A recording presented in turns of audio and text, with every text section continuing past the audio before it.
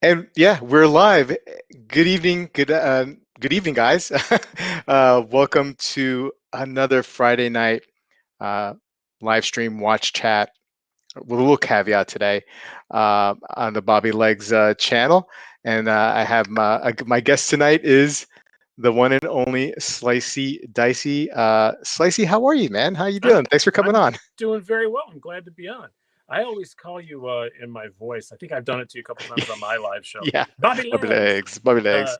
I say it loud like that because there was in my other business, my bike business.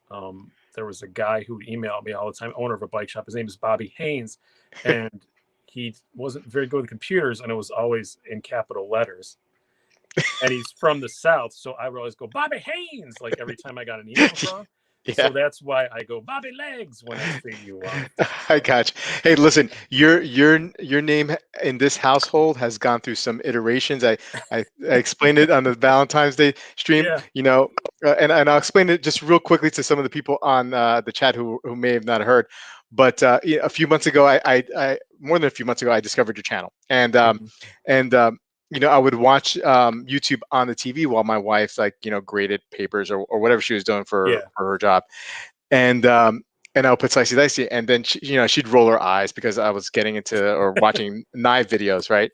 And then eventually I would a few days later or weeks later she'd be like, "Oh, it's Slicey Dicey time, Slicey Dice," and th- and then she would start chasing me around the house saying, first you slice it, now you dice it, like that, and then it evolved to slice and dice, Well, slice and that's dice. kind of the reason why I did the name. People ask like how I came up with the name.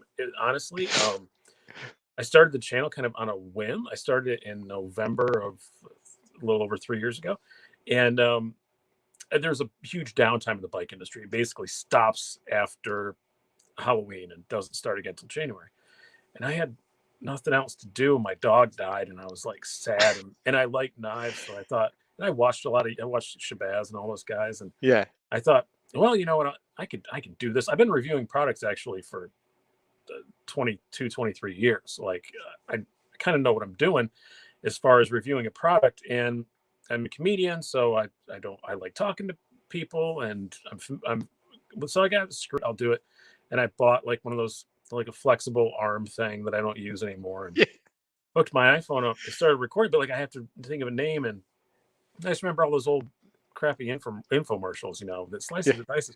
And I typed in Slicey Dicey on YouTube to see if it was available. It's the first idea I had, and it was available, so I took it. Nice. There's no like real like thought process put behind it other than terrible old infomercials. So Yeah. and Same here. yeah, Same here. I had now no idea. Yeah. now Go I'm ahead. I'm getting sorry. I'm jealous of Metal Complexes only Yeah. because everybody calls him MC, which is Yeah. cool.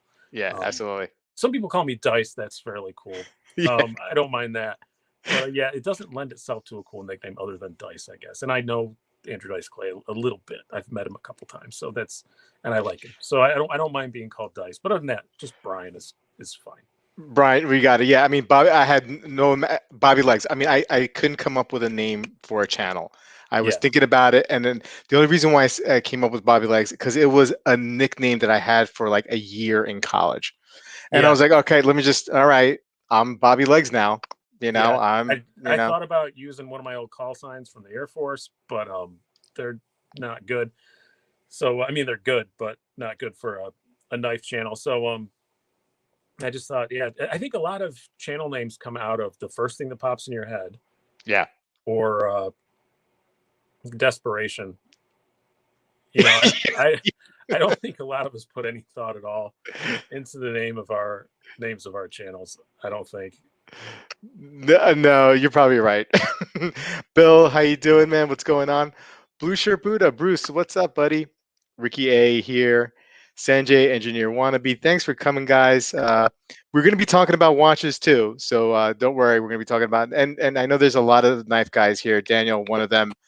How are you, Daniel? Um, Alex, how you doing, sir? I actually Uh, forgot to pull it up on my main screen so that I can see it. oh yeah. Riss Ross, what's up, buddy? Justin EDC, hello, sir. Hey, Justin, what's up? I know him. We uh, we we chat about watches late into the night. We're both ostensibly knife guys who talk infinitely more about watches than we do about. Awesome. Nilo5280, what's up, buddy?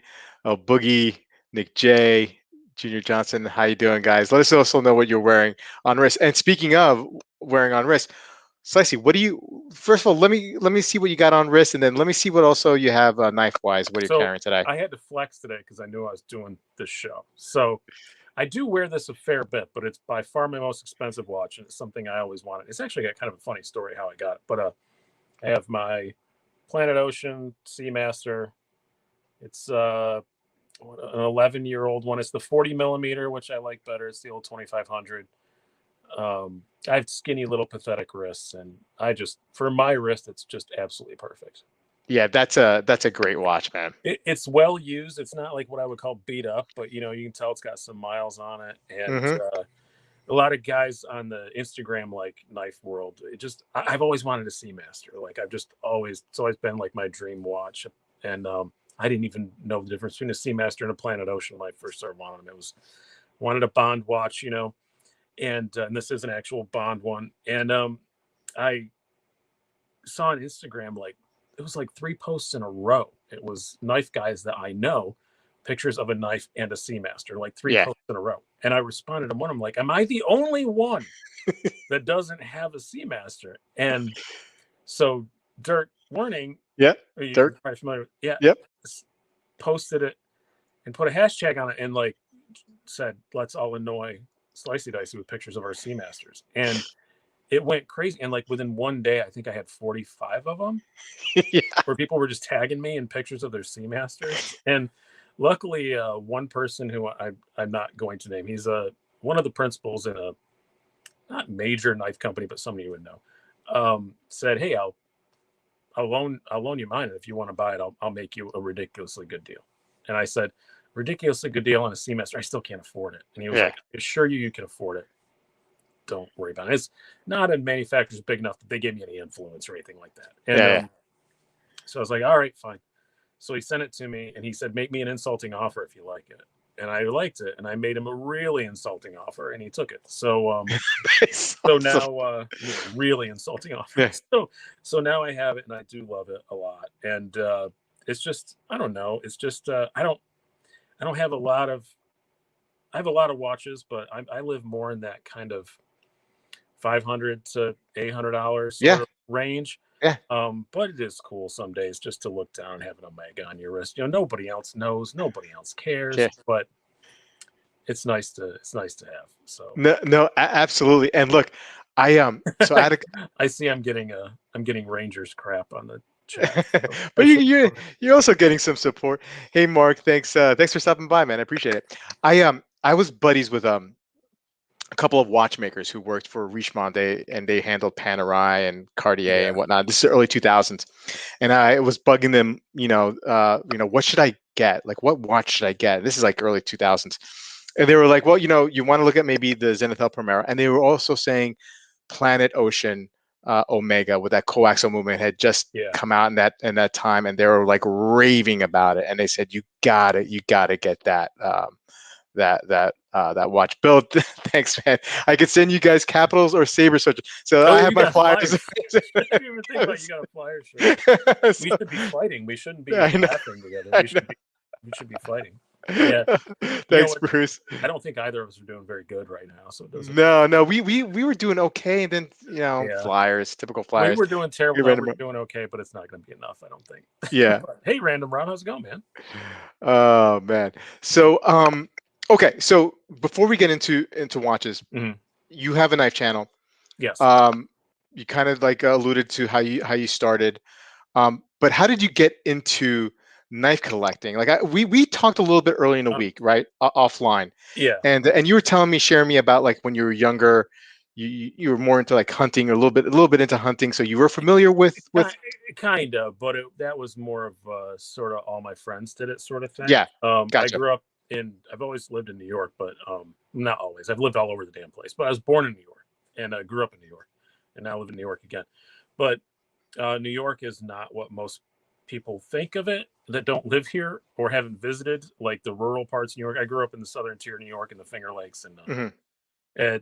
it's often accurately described as it's Rochester, Buffalo, Syracuse, New York City, and Alabama in between, and that's pretty accurate. It's beautiful, but it's very rural. It's very mountainous too, so it's very treacherous terrain. Lots of great driving roads if you're into that. But Hmm. we all grew up hunting, fishing. I had guns with the ammo in my closet when I was 14 years old. Yeah. Um, so I had knives back then, but I couldn't tell you even what they were at the time. I don't remember. I know the first knife that my dad bought me was a crappy balisong at a county fair, which was probably not. My dad made bad decisions sometimes. Um, but it's luckily it was as sharp as a butter knife, so I never hurt myself on it. But and then when I was in the Air Force, a special ops guy, Marine special ops guy, gave me what I now know was a Benchmade AFO, like out the side automatic. I didn't know what it was at the time, and I didn't really care that much. And um, that was cool. I guess I kind of liked it, but I wasn't really super into knives. And I was in Germany, and it's not like I could carry it around in Germany. I knew enough to know that like this is not cool. So just kind of stayed in a drawer. And then when I guess basically probably when I moved to Rochester, I started kind of, just it's useful. I reviewed bicycles for a living at the time. So it's like, cutting up boxes and stuff. I went and bought like a CRKT M16 something or other. And that was fine. But then I went and got a Manix 2 lightweight Hmm. Spyderco. And that did it. I was like, Yeah. these are awesome. I like mechanical things. I'm also into like old typewriters and stuff. So I just like mechanically sort of things, not necessarily like engines and stuff. I'm a car guy, but I don't like really getting into working on engines, but I like, little fiddly mechanical stuff. And I think that's kind of what brought me in, was the kind of fiddly mechanicalness of it. And then it just went from there, and I wound up having a few more. And then I had this idea to start the channel. And yeah, so I think the channel has fed my addiction more than Yeah. vice versa, which probably isn't the right way to do it. But I have become extremely passionate about it, obviously. So yeah, that's just kind of how it went. And then within like 2 months, I had 1,000 subs, and I was like, well, maybe this is a thing. And I didn't think it was going to be, but it was. And I'm elated, Yeah. that it became a thing. It's been great. I love the community. I love the support that I've gotten. It's been amazing. I'm starting to learn that the watch community is pretty cool too. But don't worry, I'm not going to start a watch review channel, because the watches, there's so much to know. And, you guys know so much more than I ever will. It's like people always say, are you going to start a watch review channel? Because I mention watches a lot on my channel. Like, no, because other people do it better. Yeah, I You mean, know? I feel that way about knives though. Like, some people are asking me, well, you're unboxing knives. Are you going to do reviews? And I'm like, no, I have no nothing. I know nothing about metal You or want to know any. a little secret though? What's that? There's not that much to know. There's really not that much to know. Like, there is if you want to get into the tiny little minutia that nobody cares about. Right, right. But the best philosophy of reviewing I ever heard was, I used to work for Wired.com. They were two separate companies at the time, but Wired magazine. And I worked for the .com side, and I did a review of a Palm Trio 700 phone. This is how long ago that was. And it was my second or third, maybe even first cell phone review. And I did all this battery drain test and all this stuff. And I sent in my article, and they published it and they paid me, but they cut all the tech stuff out of it. And I asked the editor, who later became a really good friend of mine, Leander Keeney, and I was like, why did you cut all that out? And he said, dude, 5% of the people who read this article care about that. And if the 5% who care are just going to tell you did it wrong. So Right. don't bother. Yeah. Keep stuff simple. Keep it at a level that enthusiasts can understand. And that's it. You don't need, like, if you try to cater to the really hardcore guys, it's just not. And That's second. Yeah.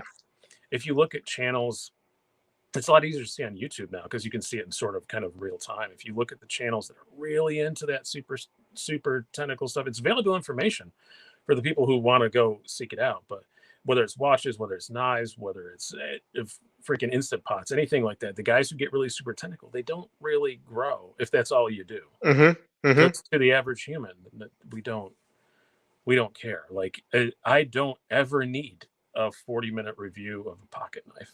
Yeah. I don't need that. You Yeah. know, if I go over 13 or 14 minutes, I get mad. Yeah.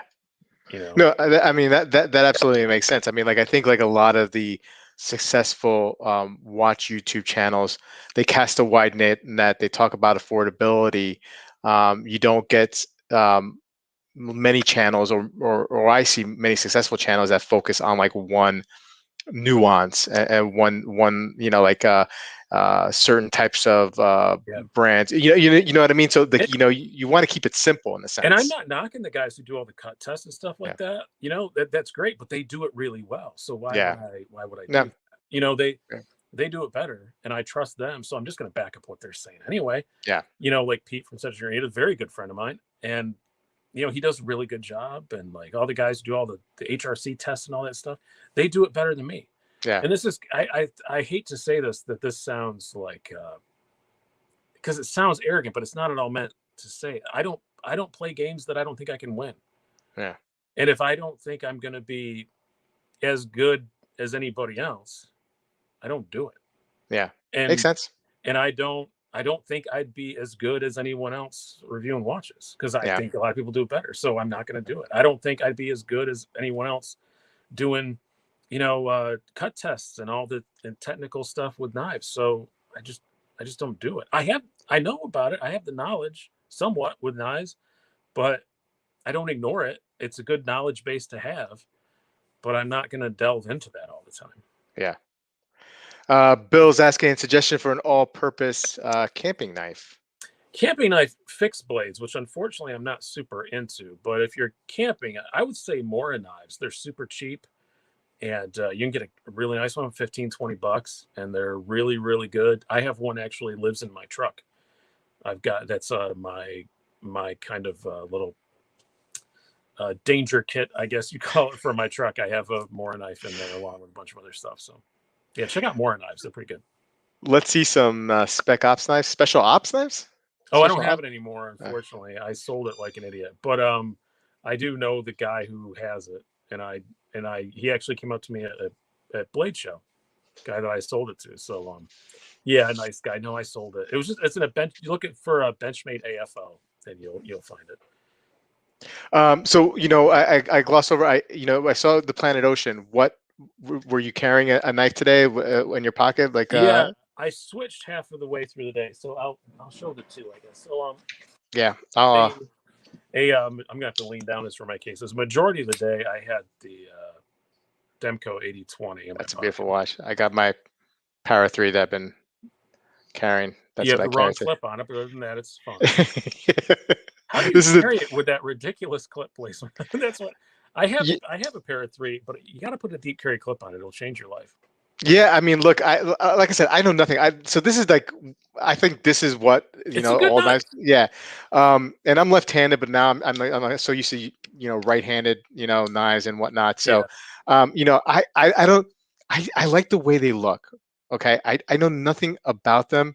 So like if you tell me that I have the wrong clip on here, I'm like, oh, okay. So let me get this straight. You carry a pair of 3 because you like the way it looks. I like the way it looks, man. I know a lot of people are like, it's goofy looking. 80% of people on pair of 3s carry it despite the way it looks. Well, I never conformed. I I'm was never just a saying. conformer. I'm just saying.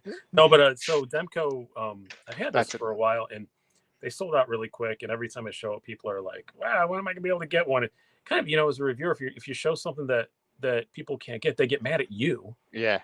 So I kind of hadn't been carrying it much because every time I showed a picture of it, somebody would say, "Where can I get one?" I don't know. I don't work for Demco. They just posted this morning on Instagram that they were making more of them and showed pictures of a ton of them in production. I was like, "Oh, cool! That reminded me I'm going to carry this." So Yeah. that was in the pocket a lot of the day. But then halfway through the day, actually similar story because they just said they're making some. Was the TRM Shadow. Wow. And I just love this thing so much. And I know that Shabazz and I, if you're into the knife community, we get accused of being shills for TRM. I buy all my TRMs. They don't give me anything for free. Yeah, they make sure we get one, and I know they're kind of hard to get. But other than that, they don't really do anything that special for us. But I think, do you guys get this in the watch community? Um, sometimes everybody gives something a good review, and then you just get a chorus of it's all hype. Yeah, of Like course. Yeah, maybe it's absolutely. just good. Yeah. Have you ever thought about that? Yeah, If 10 absolutely. of 12 people say it's good, maybe it's just good. Yeah, yeah. I don't mean to Yeah. talk crazy talk here, but maybe it's just really good. No, it definitely happens, and then Yeah. you also get accused of, like, being a shill and whatnot. Yeah, and But like I said, luckily doing this for 22 years, I'm kind of used to it. So, and I don't know if you get nasty comments, but I just wish the people who made the nasty comments realized how little most of us care about that. yeah, I Like, get I get I get comments about my hands all the time. oh yeah, because we're basically amateur hand models. Right? You maybe even more so than me. Yeah. Daniel uses what Slicey, what sharper do you use? Right now I have a Viper sharp with all the stones available to it, like for fancy stuff. But since I got the Work Sharp Precision Sharpener, which is like a $60 system, I've been using the hell out of it. It's great. I really like it a lot. And supposedly there are more stones coming out for it and stuff. And Yeah. I highly recommend those. I think it's honestly like a game changer. It's because they're like $60, and they're a variable angle sharpener, just like your KME or something like that. And they're really nice. I highly recommend the Work Sharp Precision Adjust Sharpener. So okay, so let's jump on to something that I want to ask, and then I think a lot of people who might be watching this who are mostly watch guys, right? And Mhm. who are may have an interest in knife. Like, what, I showed you the Power 3, and that's probably one of a Mhm. great EDC, kind of like maybe a little bit too, maybe a little expensive for your, like, a first starter knife kind of thing. But what would you recommend for someone who's looking to get a good starter? Um, and Um, eh, right now, if unfortunately in the climate we live in, it sort of depends on to a point because I don't know if it's probably not so much in the watch world, but in the knife world.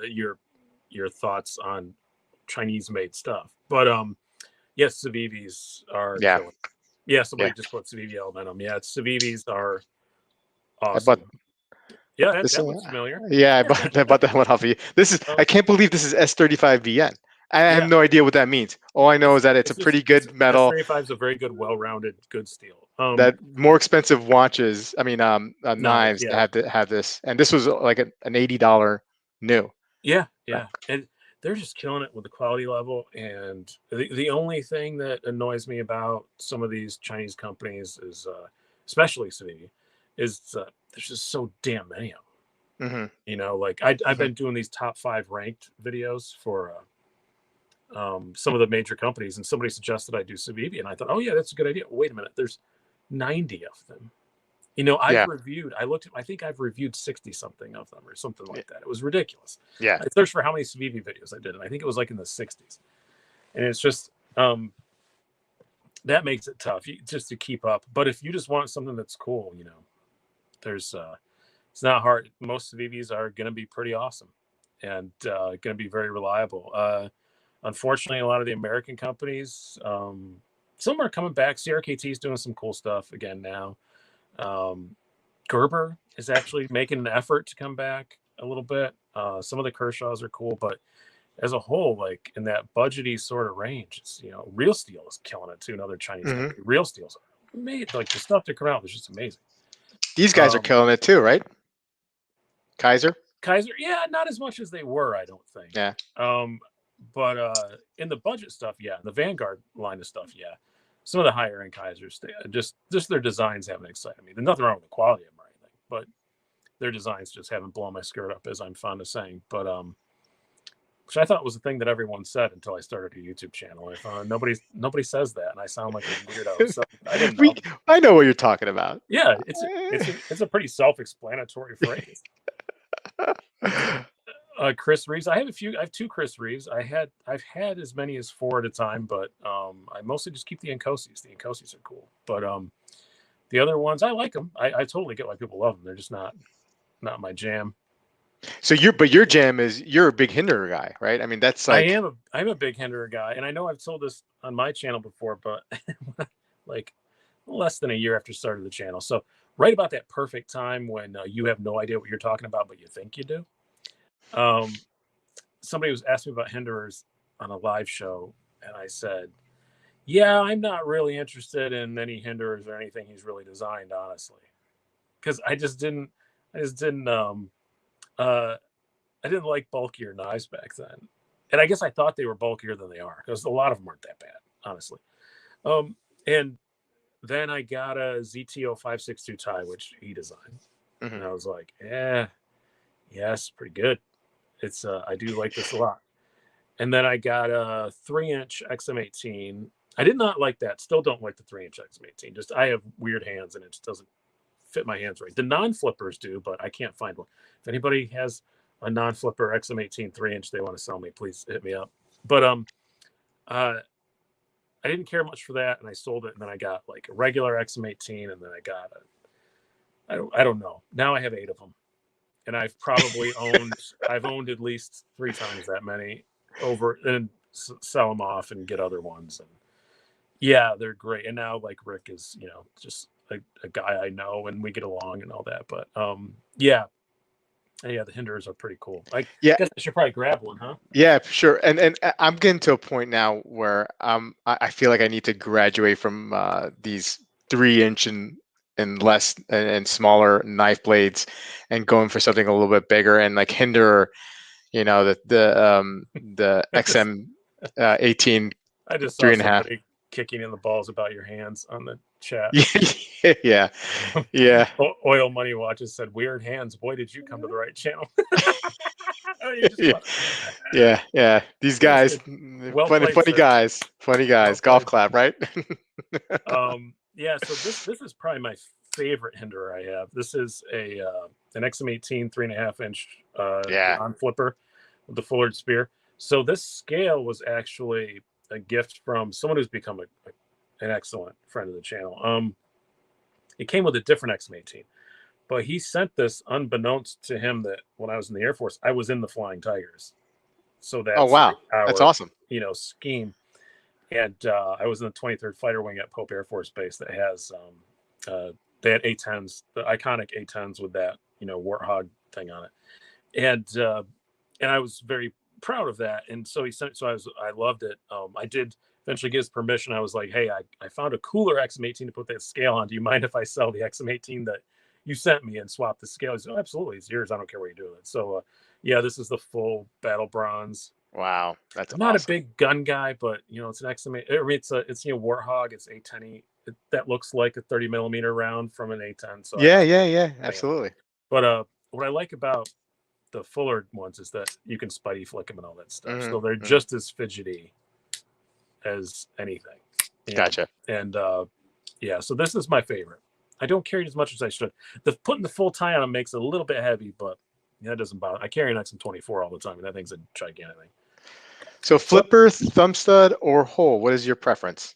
right now, thumb stud, but I would say I think if you asked most knife reviewers in 2021, they would say hole or thumb stud because we all got flipper fatigue. There were so many titanium frame lock flippers that Hmm. sure great. I have a lot of them, but you just got kind of sick of it, after a while. So it was nice to have a bit of a change.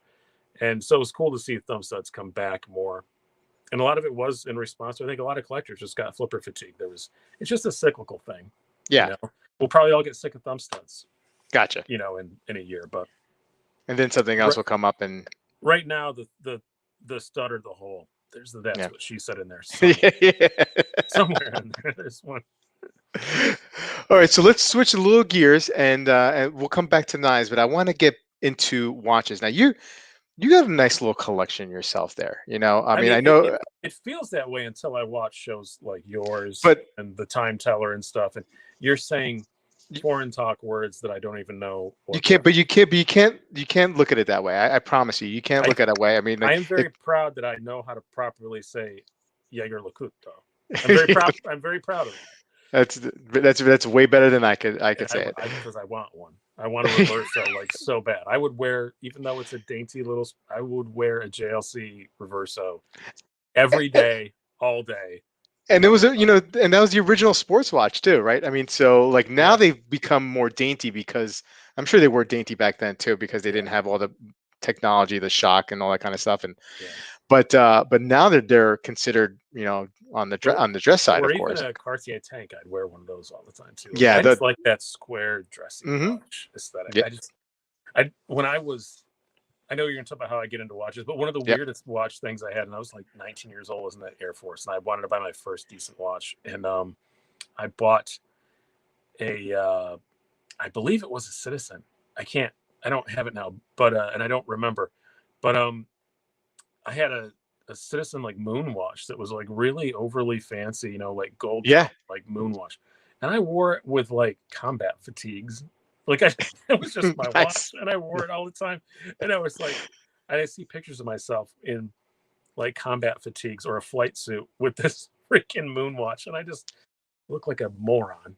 Moon phase watch, by the way, not like a moon watch, like a watch that went to the moon, like a moon phase Yeah, absolutely. I know what you mean. Yeah, dress watch. yeah, I yeah. wore it all the time because I just didn't know any But if better. it made you happy, who cares? You know what I mean? Like, I don't think I even cared. I think it was like I don't even remember what, I think it was a Citizen, but I'm not yeah, really sure. But it was like a brand I recognized, and it looked expensive. yeah. I mean, When you're citizens are 19, great, man. that's what you get. So I love Citizens, and and they came out with like a new movement today, and a new watch that's coming out at the end of the year. They're gonna ask 6 grand for it, which is crazy when you think about Citizen, and they're gonna yeah. put out a watch. They're gonna ask 6, but it looks phenomenal. Anyway, so yes, I do want to get the So story behind how you got into watches, and please share that with us because we'd love yeah, love to so hear it. so my father was pretty into watches, hardcore Seiko guy, and he never had like more than maybe two at a time. Hmm. Um, but he bought and sold them and traded them a lot, and he beat into my head, don't buy Rolexes, don't buy Omegas, buy Seikos. That's everything else is a waste of money. Nobody knows it's more expensive. And where I live, definitely nobody knew.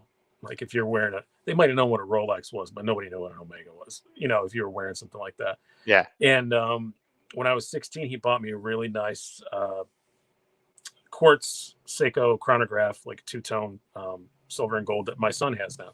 Gave it to him when he turned 16, and I had that for a long time. But I never super got into watches. And then after I went through the whole moon watch thing, uh, I got transferred to like a better unit, and they issued us G Shocks and stuff. So I had G Shocks and things like that. I always wore a watch, like always. Um, but it was a progression of G Shocks because they never die. And then I started, when I got into knives and watches kind of go together. And I was watching Shabazz, and he had some cool watch reviews. I was like, yeah, I really would like to get another analog watch. And my wife, a few years ago, bought me. Actually, I have it right here. What you always buy for your first mechanical, an SNK 809, yeah. and I really liked having it around. But then I bought an Apple Watch, and I had to have an Apple Watch for a while. I needed to be that connected. My mother was in a nursing home, was not well at all. They called me routinely at 2, 3 in the morning. I was working for a magazine. I had several people under me. I needed to be connected all the time. And then in pretty rapid succession, my mother died, and I quit that job. So I no longer needed to be connected. So I refused to be. And I thought, I'm going to get myself a really nice watch. And I started getting into, of course, my dad. I started buying Seikos, and I branched out a lot from Seikos now, but I still have more Seikos than anything else. I've got 6 and 7, and the seventh one on the way, arriving on Monday. But uh, so to me, like, even though like this is going to sound really philosophical and stupid, but a manual wind watch, or mechanical watch that dies if you ignore it for a couple of days, that some people think, oh, it's a pain to set it and all that. To me, they sort of represent a sort of freedom, Mm, because I know mm, that stupid thing isn't going to buzz, yeah, you know, at while I'm trying to take a nap in the afternoon or something. It's just, yeah, yeah. To me, the mechanicalness. Not only do I appreciate the mechanical aspect, it's it's kind of a freedom aspect, just of, Mm, I know that mhm. it's not gonna bother me, Yeah. and I hope that makes some kind of sense. But so now it's gone kind of nuts. But other than the Seamaster, I stick mostly in that $500 to $1,000 range, and I sell just as many as I buy. And Yeah. and I, obviously, being in the knife community, a lot of guys are into watches. There are a lot of knives that get traded for watches and vice versa. So cash outlay, I don't have that much into my collection, but yeah, it's been fun though, and I just like them. They're pretty, and you know, Yeah, it's I mean it's uh, amazing like the stuff that can go in here. Do you yeah, know what I mean? yeah. Like What one of my favorite watches I just got recently for that aspect, because it's got so much going on, and you can watch. I have to wind it up. Actually, it's manual wind and it's stopped. But the Seagull 1963, and I know everybody talks about it, but man, they're right. Like the case back on this thing, yeah. like just what you can see going on in there, and when you start, you start and stop the stopwatch, and you can see it do it. It's just super cool. I'll just I and yeah, it's just I'm not really, other than Seiko, I'm not really like a brand loyalist. Oh, that's beautiful. What's that? Is that That's another one? yeah, this is my Jaeger Benzinger. It's Yeah. a German independent. But look at that. Like this is the kind of stuff like Yeah. when you wear an Apple Watch, like you don't get that, No, and you it's, know? yeah, and yeah, and it's but and I like, I haven't really settled on a kind of watch that I like. Like I have a lot of divers, but I'm not like a huge diver guy. I've got a lot of pilot's watches. I used to be a pilot, so I like to like think about this watch is kind of a cool story. But I have a Flight Master, um, and I used to know how to use the bezel on the outside of it. I have no idea anymore. But like 20 years ago, I knew how to do that. I actually had a pilot's license before I had a driver's license. But yeah, it's I like I like all of them. I have a lot of G Shocks. It's I have a lot of cheap Casios. Like I almost wore on here tonight to be, I don't know, I thought it'd be funny or something. I almost wore the World Timer, which is just awesome. I love this thing. Yeah. I wear it a ton. It's just For fun. 25 bucks. I mean Yeah. it's unbelievable. Yep. And I've got, Casio Duros, and um I wear I wear this a lot. The A158, Yeah. which is just a fancy Yeah. F91W. And yeah, it's just I like them all. And it's I call my cheap Casios my victimless crimes. Because like if you're buying something on Amazon, your wife says, "Hey, can you order more curry sauce or whatever?" It's like, "Yeah, sure." And then you just toss in a cheap Casio for $15 in the same order, and she never knows, and it's fine. It's a victimless crime. But Bill's asking what are my thoughts on the new Rondo automatic movement and the fact that Loomtech is using it in their current batch of pre-orders. Bill, you got me here. I'm only really familiar with Rondo quartz movements. I'm not really familiar with an automatic movement. Is this have they previously made automatic movements? Is this a completely new automatic movement? If it's completely new and they've never done automatics before, um, no, they have actually. I'm sorry, I'm looking over here. Yeah, I mean, you got me, Bill. I am not going to make up something. I do not know the answer, but I will get back to you, Bill, and I'll take a look at it. Um, I'm scrolling back through the chats too. So somebody said I'm winning them back slowly. Apparently, they didn't like me at first. I Yeah, think yeah. I think Casios are like gum at checkout. Exactly. Wrist Ross, by the way, is an awesome YouTube name. If yeah. if that's a Rick Ross reference, that is one of the best YouTube names I've ever seen. Uh, oil money, castles, and curry sauce. You can't make this stuff up. I lived in Germany, and like you got to get the Halo, the cheap curry ketchup. Don't get the good curry sauce. You got to get the cheap stuff, and make currywurst. Best foods in the world, best junk food on the planet. It's just what it sounds like. Bratwurst, sliced up, soaked in Ooh. curry ketchup. Oh, Oh, it's amazing. that sounds What great. Seiko is incoming? I basically stole a turtle. 775, I think. What's the gold accent one? I can't remember which one's the 777, which one's the 775. But there's so many. I can't keep up with Seiko yeah, model numbers. I found a really so I've always wanted a turtle, but again I have small wrists, so I wasn't sure it was going to fit. But we'll get to it in a second. I wear an Arnie all the time, which fits amazing. So I finally had the guts. I'm like, oh, I I saw one on a forum that was listed in December for $250, no box, but it had a strap code bracelet Hmm. and the stock bracelet, like new. He had it for $250. I'm like, yeah, that sounds like a great deal. So I messaged the guy, and I can say this now because it's in FedEx, so he can't call it back now. I just messaged him and said, hey, I highly doubt this thing is still available. And then he messaged me back and he said, yeah, I was going to relist it tomorrow for $200. And I said, oh, well, you don't have to relist it. I'll just take it. And he was like, oh, okay. So I got $50 off and I didn't even ask for it. Nice. And I figure for $200, I can take a shot. And if it's too Yeah. big, it's too big. And because I wanted a mini turtle, All right. but those are a lot harder to come by. So Well, what is your wrist size? about 6 3/4. Oh yeah, so we have the same wrist size. Yeah. Yeah. And so it's like I'm right on the edge, but I wear my Arnie constantly, and the Arnie fits fine. Yeah, I mean, I had the Arnie too, and I love the way it fit. I mean, those tuna cases on the Arnie. I mean, like it looks big in pictures, right? But then when you put it on rest, it Well, just it sits. is big. It's undeniably big, but yeah, Right, but it looks like it's gonna be like way big, and then you're gonna have to send it right back. But I wore it felt great on wrist. It looked perfect on my wrist. I mean, I had no problem. Maybe I have a flatter 6 3/4 inch wrist. I don't know, yeah. but I found it worked perfectly fine. Daniel wants to know do you have a Grail watch? I mean, other than the Reverso. Well, Reverso would be awesome. I have this was it. But now that I know more about watches, I would like a Speedmaster very, very much. I am kind of an Omega guy. Yeah. I'm not really a Rolex guy at all. I appreciate them, but the prices and stuff are just, I think, ridiculous. And yeah, I would say probably Reverso, a tank, or a fairly new Speedmaster.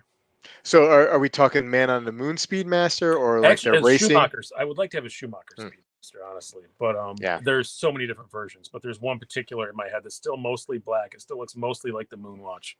Just has some red accents on it. Yeah. Yeah. Yeah. Yeah. And Yeah. then when you flip it over, it's got the Schumacher engraving on Hmm. the back. Are I'd you a really big like one. racing fan? Oh yeah, I'm a huge Yeah. F1 fan. I'm surprised. Probably the reflection of my glasses, you see a lot of red. There's a giant Ferrari flag up above my head. And yeah, I was a big Schumacher fan, and yeah, I know he cheated, but I don't care. It's racing. That's what you do. Yeah. But he was the best cheater. That, So yeah. Like Lance Armstrong, right? yeah, no, I knew Lance. I used to race bikes. That was what I did Yeah. before I went back in the Air Force. And yeah, I knew Lance. No, I don't want to swear. Gotcha. He's an a-hole. I'll say that. No, I was elated when he got busted. I'll just put it that way. Yeah. Yeah. So a lot of people in the chat are saying go for Turtle will be fine. I think it Nothing in will. the world will be I think right. it will. And I don't. The only other watch I have with a little bit of gold on, well, two, I guess. I have the I bought the I call it the bougie Duro, and I Right. even got the gold clasp for it when I got a leather band for it. And then I have where is it? I know I brought it. I think the prettiest watch that I own, by no means the most expensive, but the prettiest watch I own is Laurier Neptune Hmm. with a gilt. They're just so pretty. Yeah, tastefully designed. I had the Gemini, which was the Yeah, Chrono, the yeah. Panda with the white dial and the black. Mhm. Um, I have to say a couple things that disappointed me about that Gemini was, so it had that seagull movement. We know how interesting it looks. So there was a solid case back. So you didn't get to see that. And they had their reasons for not doing it. Whatever. Also, I felt like it was a little delicate. Um, Yeah, and maybe it was because it was the Chrono, and maybe like the yeah, it must. Neptune Yeah, is because the not. Neptune doesn't feel delicate at all. Yeah, yeah. I feel like I always feel like like I felt it almost reminded me, and I'll probably get a little bit heated on this, but in regards to being delicate, the Zenith El Primero that I had, it just felt a little delicate like that. Like this one, this I have this Guinot, which is like a Zin 103, Mhm. and this thing is solid. This doesn't feel like this thing. I could feel like I could throw it against the wall and it'll be fine. Yeah, Um, don't do that though. no, no, of course not, of course not. Um, I hear chats in the corner of my eye. Somebody said something very funny. well, Flipping Zippo. Put cheating is a gift. Yeah, man gives himself. Yeah, yeah, I mean, I was mountain bike racing. We cheated like crazy, and I'm not, to be clear. I was a professional mountain bike racer for 2 years, and people ask, did I dope? The answer is I don't know. I didn't ask any questions, so I know that I was given stuff to take, and I didn't ask any questions. So yeah, yeah. we all But cheated. We all yeah, cheated. Like I'm now, I don't blame him for that. It's that when he got caught, he burned people's houses down, yeah. He did. and that's what, everybody else kept their damn mouth shut. And yeah, I don't know if I did or not. Luckily, I never got tested. I wasn't good enough to get tested very often, so I think I got tested 3 times in 2 years. So But I mean, uh, were you competing like in nationally, yeah. nationally? Okay, so you weren't going overseas, right? Or were you? No, Or I was mountain bike. oh, mountain biking, right. And You at the time when I was racing mountain bikes, the U.S. scene was bigger than the European scene. I was actually supposed to switch to World Cup. I was supposed to move to France. I switched teams. I was with Trek Volkswagen, and then I signed a contract with Volvo Cannondale, and I was supposed to move to France, and then I horribly failed my physical because I had too many concussions, and they were still going to hire me, but made me take a year off. And then I got home and found out my first wife was pregnant with my first child, so I retired instead of moving to France. So you certainly. I feel like you packed in a whole lot in your life so far. oh, it's because I have. It's because I'm. It's not because of. I'm just desperate all the time. So and I get easily bored. And I would still be racing bikes. I would not have an interesting life at all. I would still be. I mean, I wouldn't be anymore at my age. I'm Right. 46, but I would have. If I was as good on a road bike as I was on a mountain bike, I never would have quit. Like I loved road racing. Yeah. I did mountain biking because I was good at it. I didn't enjoy it, and it's probably why I crashed a lot. So um, I yeah, I would have stuck with that if I was on a road bike or I hadn't gotten hurt so much. But then I quit. I had to retire from mountain bike racing. I went back in the Air Force for a little bit. I started riding these recumbent bikes, those weird things. Mm-hmm. Then I started a website about them, and it took off and still around. And then I got out of the Air Force. I started writing for Wired at the same time I was doing the bike thing, and so that's and then basically stopped doing a bunch of those things. And yeah, now I just do the YouTubes and comedy again starting April 2nd. We just got Yeah. the word today that we're allowed to open. The local club gets to open again on April 2nd. So I remember watching a live stream about a month or two ago, and you had made reference to a video that you had posted on YouTube, and you said you could look Mhm. it back, and Yeah, and you're pretty funny, man. Like thank you. you said some funny stuff. I've been doing it for a decade. So yeah, that was something I always wanted to do since I was a kid. And uh, living in the boonies, no opportunity to do it. And then I moved to North Carolina, and there was no opportunity to do it. And then moved to Germany, is really no opportunity to do it.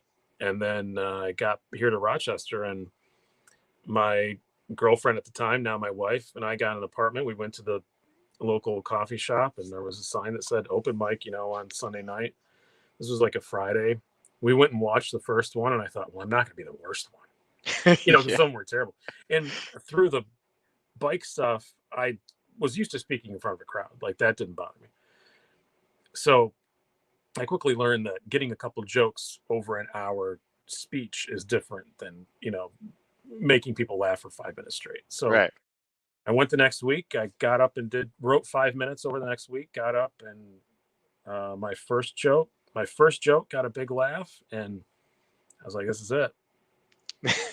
I'm just doing this. And yeah, I know you guys love Slicey Dicey, but if I start making, $500,000 a year doing stand up, it's gone. Sorry. It's like Yeah.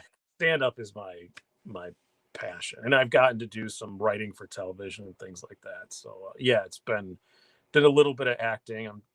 I'm not a good actor, but it's fun when I can do it. I like doing it, but I'm not good at it. Yeah. But yeah, so yeah, I raced cross country, bongo. Yeah, I raced cross country. I did a little bit of downhill, a little bit of dual slalom, but they don't do dual slalom anymore, I don't think. But no, Justin, turning hobbies into jobs is a stupid thing to do. Hobbies are fun, jobs aren't. That's another reason why I don't review watches. I have to have one hobby that's a hobby. It's I do have a tendency to turn hobbies into jobs. I turned cycling into a job. I turned knives into a job. It's yeah. I would not recommend it. I mean, it's fun for one of them, but keep one hobby aside just for yourself. So now, do you put any thought into pairing up a watch with a knife on a daily basis, or is I it? do now. The watch thing is pretty only like a couple years old. So yeah, I do now. Yeah, definitely. So like if I'm, you know, carrying like a big hinder, I'll grab, something, like the Arnie we talked about, Yeah, because it's like a big or a G-Shock or something like that. And if it's something fancier, I'll grab an Alpinist or something like that. Yeah, I definitely do now. And also because Instagram likes it when you put I notice I yeah, get more likes when I have a watch and a knife together. So you got to make yeah, sure they look good together, and yeah, you got to follow the hashtags. yeah. So any one of my favorite things I like to ask people. Okay, so you have that incoming, that Seiko. Any watches in the immediate future that you think you're eyeing right now that you may add to your collection, and Yep. same with knives. I mean, I know it might be a little bit different with knives because you have an influx coming in because of the I channel, but have a funny knife thing because I don't want to admit this on my channel, but I'll admit it here. I know a few of my quote unquote fans are on here, but somebody said EPO Bros for life. That's a doping reference, but yeah, I don't think I was good enough for EPO. I don't think they gave me that, but I have a knife thing outside. But in my watches, I have a.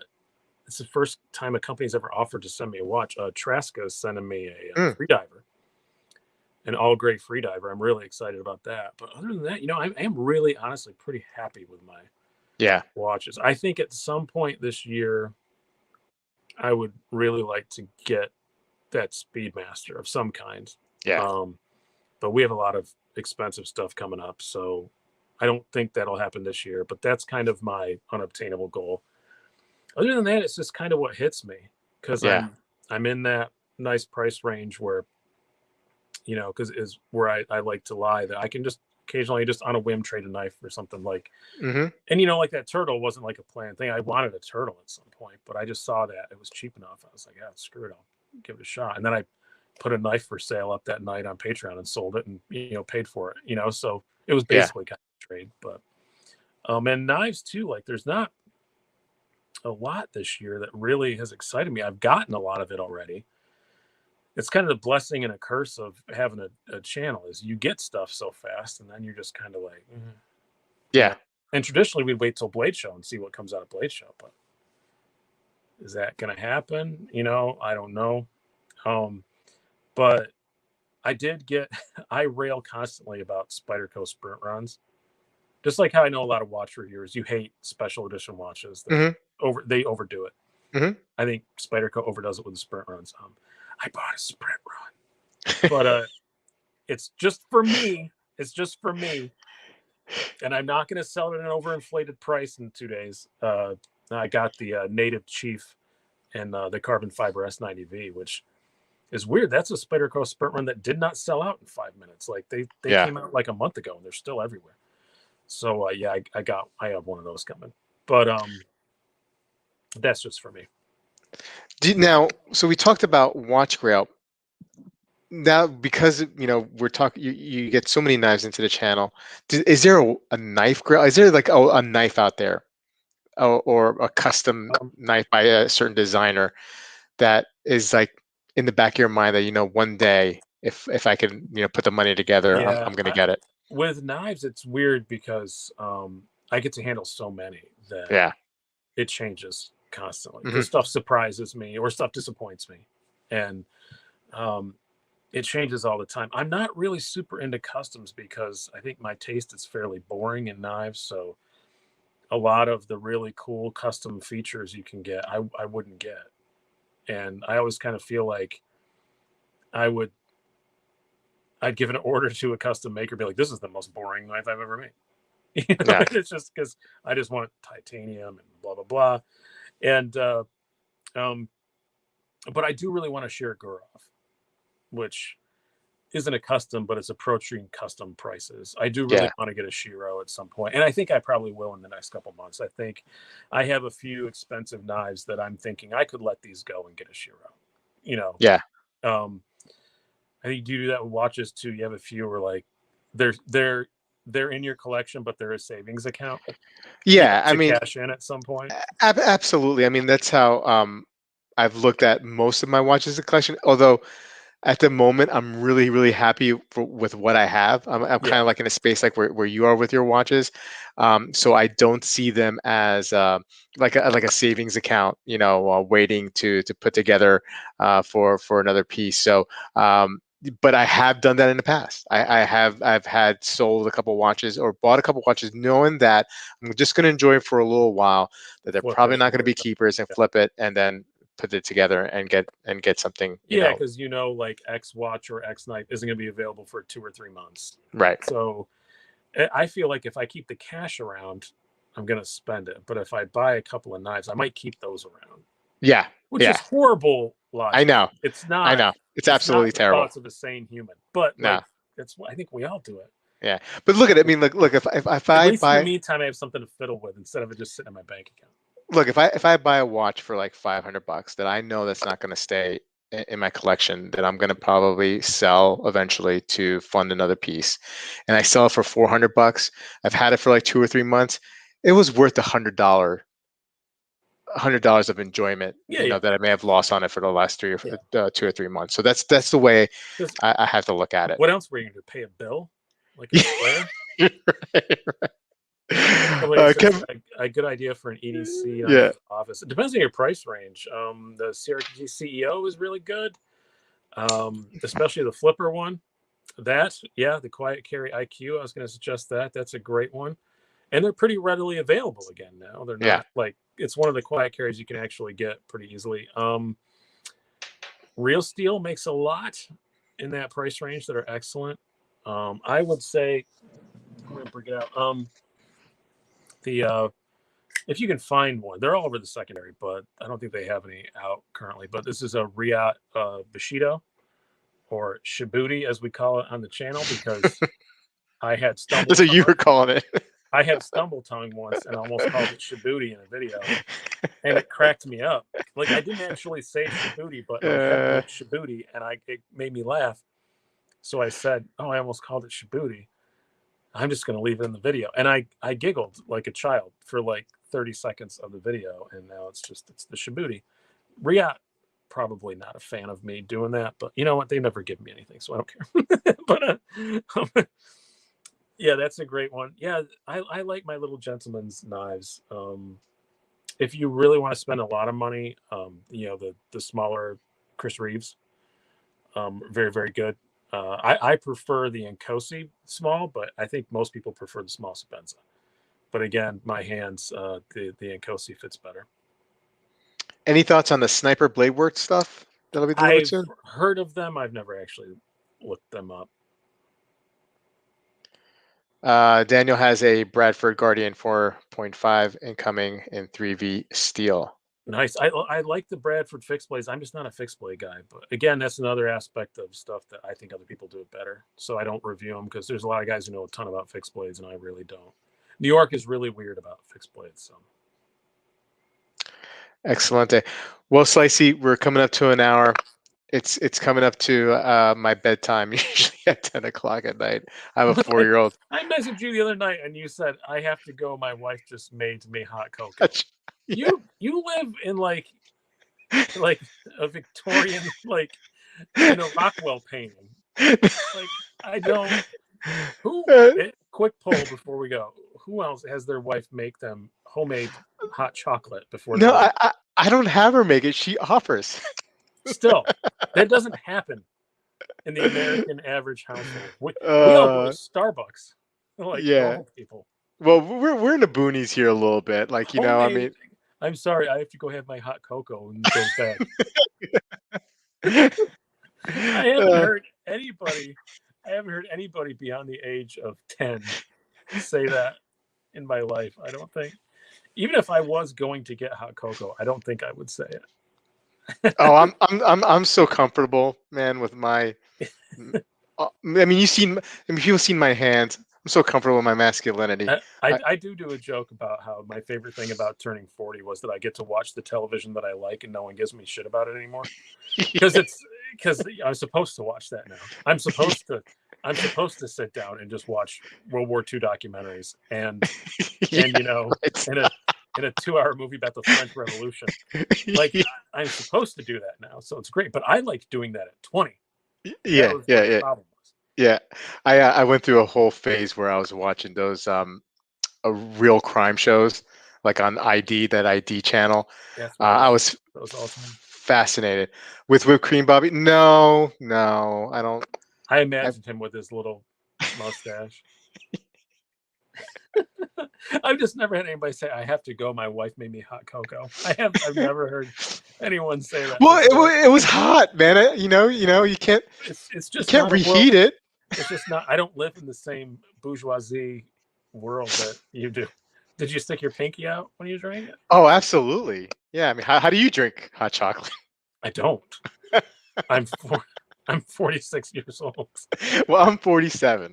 That's what happens. Yeah. That's what you have to look forward to next year, is that you, That's my hot cocoa years. yeah, yeah, Yeah. between 47 and 53 are your prime hot You're cocoa so years. you're getting like fancier as you get older. I'm getting grumpier. So, did you ever see on what my this is one of my proudest achievements in my life. I mean, I have kids, but this is I think I might be more proud of this. Have you seen what my license plate is on my truck? Off my lawn or something like Yeah, that. yeah, it's off my lawn. Yeah. I am so proud of that. Like that is, I just took I didn't think they'd give it to me because New York is really prickly about um, anything remotely like insulting or anything Yeah. or Yeah. threatening on a license plate. And they sent me the registration. I ordered it. They approved it. They sent me the registration like immediately, and then it was like 2 months before the plate showed up. And I was getting really worried. And I was so happy the day that it showed up. I was like, "Oh my god, they've gone and done it!" And I get compliments about that plate all the time, like driving around. And my truck's kind of rare in that it's older and looks brand new. So Yeah. yeah, I've had a lot of really cool cars, but people compliment me on that truck more than any other vehicle I've ever owned. So I was thinking about the cars that I own. Actually, I was thinking about that today, huh? Because I'm driving like a Toyota 4Runner, totally like family type truck, they're cool and though. they're cool. But I remember like the first vehicle I had owned was a Ford Bronco Eddie Bauer edition. Like it was used, but Yeah, that thing was a beast. That's when you can get like a gallon of gas for like $1, right? yeah. So I it had wasn't that. my first was a CRX Honda, and I have one again now. There's an '84 CRX, and I totaled it at 17, as one does. And then I got another one a couple years ago, and it's broken now, and I'm probably not going to fix it. I'm probably going to let it go. But I have another with another silly plate. CRX Wing is my plate. My wife's get back. But I like silly plates. They're fun. Uh, but yeah, I had that, and then I had a Ford Ranger Eddie Bauer after that. Nice. Nice. That's a nice pickup, the Ford Ranger. I really like those. That was a pickup, right? The Ford Yeah, Ranger? yeah, it was a Yeah, two-wheel drive two-wheel drive long bed short cab, and yeah, it was a terrifying vehicle. It had a V8 in it. My dad V8 swapped it before I got it, so yeah, that thing was terrifying. I had a friend in college who was pretty much like an entrepreneur. He like even back then he started a painting company and he hired all of his friends to work for him. And he had a Ford Ranger. And to piss him off, my buddy and I we put like a on the back back glass. We put an Ugly Kid Joe sticker, and that man he was just so angry because that was such a terrible band, A Ugly what Kid Joe. sticker? Ugly Ugly Kid Kid Joe. Joe. Oh yeah, that was bad. You know what? I say hoobastank all the time, like as an explicative, and like I'll stub my tongue, go hoobastank. I can't identify a hoobastank song. Like I don't know what they even sound like. It's just a fun word to say. I anytime somebody like brings up the 90s, I always throw that in there, like, oh, you're going to a Hoobastank concert and wearing, a Great. ski hat in the summer. But I can't identify a Hoobastank song Yeah, either. it's just fun to say, and that's like my one advice to comedy I always give people is if you're writing a joke and you need the name of a store, Big Lots is always the best store name. It's always funny, Yeah. no matter what you do. And I've shopped at Big Lots before. I have nothing against Big Lots, but always the best store to put in. So, so go. Let's go back to horrible bands. Mhm. Hoobastank, Ugly Kid Joe. What's the worst band you ever saw live? I saw Corn way before they were famous. Like when I lived in Fayetteville, North Carolina, there was this place. I can't remember the name of it. Saw Joan Jett there once too. Nobody knew who she was. That was amazing. I had a beer with Joan Jett. That was awesome. Awesome. But we went one night and it was Corn. We didn't heard of them either. We just see it on the Corn spelled wrong, on Yeah. the marquee, and we just went there because they didn't check IDs. I was 19 years old, and yeah, they were horrible. Like even more horrible than they were when they became famous, which was pretty horrible. I I saw. I was at Rutgers that's where I went to school, and I can't even. I mean, I had the name of the band at the tip of my tongue. Spin Doctors. Oh, what a Oh yeah, I terrible, wasn't a fan of them either. what a terrible My band. my first wife liked them a lot, uh, but yeah, I never was a fan. This is the song. That's the Who was saying song. The Reason. Okay, now I know it. Now I know No. it. I kind of intentionally now don't want to know a Hoobastank song because I'm kind of proud of the fact that I say that word more than most Hoobastank fans, and I have no idea who they are. Oh, Counting Crows they're not Counting that Crows was all terrible. right. Yeah, they're right, man. They're all right. I saw my first concert. And I'll admit this. I don't care. I don't care. Slicey. Uh, Striper. I was in Puerto Rico. I have been to multiple Striper. 13 Now years is it? old. Are I was you 13. so you are also a Reformed Christian? So, well, I did go to Catholic grammar school, but that's not why I Okay. got into Striper. I mean, I was we're talking like early to mid 80s and MTV. I'm watching MTV constantly. I'm consuming as much MTV Yeah. as possible. And I get into the hair bands and I get into Striper. And and so it's coming up on eighth grade, and the nuns want us to sing, like eighth grade graduation was in church, and they wanted us to sing the the Golden Girls song, "Thank You for Being a Friend." They wanted Yeah. us all going up there, and so I convinced them. I was like, "Let's sing honestly." By Striper, the Striper Christian metal, and they totally bought it. And so you see me, little Bobby Legs, and the rest of his honestly, but going back to that Striper concert, we my I uncle think took I us. think I've seen them 3 or 4 times. My uncle took us, and I was 13. My cousin Carlos was 12, and Omar was 11.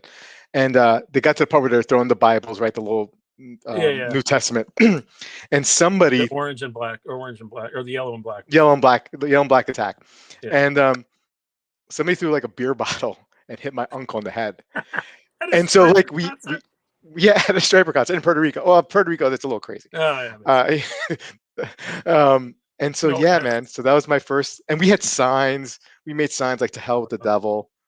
It was awesome. I went to They were so cool. so I was Wesleyan, brought up as a Wesleyan in the Wesleyan church, which I always describe as a Methodist with a sense of humor. And my parents sent me off on all these like retreats and stuff, and Striper was always there. Yes. So I've Yes. seen him like multiple times, and this was when I was a teenager, so it was Yeah. probably 5 or 6 years after you saw them, so they were not Yeah. relevant. There weren't a yeah. But as Christian rock bands go, they were the best. Yeah. They Absolutely. were because I won't get into my whole theory about Christian rock and why it all sucks, but there's no competition, so they just don't try. But Right. Striper actually tried. They actually weren't. I was a big Motley Crue fan. They were no Motley Crue, but they No. were they were tolerable. No. They had some chops. But the They funny were thing better is, than Slaughter or something like oh that, yeah, totally. or Warrant. Warren was pretty bad. I bought the second Warren album. I bought the first Warren album, thought I want more of that, was and bought the second one. was it Cherry Pie? Was that the one? Yeah, Cherry Yeah. Pie was the second one. I bought. I don't know why. I don't know what. I went from Striper in May of 1986. That's when I graduated, or Mhm. June. to Slayer in August and never looked back. Like I did Striper a month or two, Metallica, boom, Slayer, and then like death metal for like since like until now. Yeah, see, Like I'm still listening. I went from Motley Crue and Rat and Def Leppard and stuff to Nirvana and Pearl Jam and Okay. Mother Love Bone and all that stuff. Yeah, I mean that's good music too. I mean Soundgarden. Yeah, I didn't go the hardcore stuff. Yeah. Well, that was a nice little sidetrack there. Yeah. Slice. Never thought we'd Hot talk chocolate about to heavy Christian metal. rock. And Yeah, this is it's the Christian rock. second conversation I've had about Christian rock in the last 3 days, which I never thought that would happen in my life. You probably, you know what? You probably woke up 3 days ago and think, I never thought that you're going to have Christian rock conversations twice. I'm going to try and fit Christian rock conversations into my life, like At least once a week. Yeah. You know what? You know what? I'll fit it in with my hot chocolate with Mrs. Legs. Listen to this. I'm just gonna drink a hot cocoa and listen to a couple Striper songs. I'm gonna put on Nick Shabazz because I like my reviewer to sound like the Jerky Boys. Anyway, he does kind of sound like the Jerky Boys. Yeah, more Saul Rosenberg than Frank Rizzo, but Winger's good. Somebody mentioned Winger. Winger's all right, except for that song about statutory rape. She's only 17. Yeah, that doesn't really hold up anymore. But other than that, they were all right. Oh, Slicey, thank you so much for coming on tonight, man. I love having you on, and hopefully one of these days we can do it again, man. If you ever have the time, anytime. And thank what else do I have to do? And I'll bring the hot chocolate. Okay, great. Thank you guys. Have a good night. Thanks for sticking in, and we'll talk to you soon.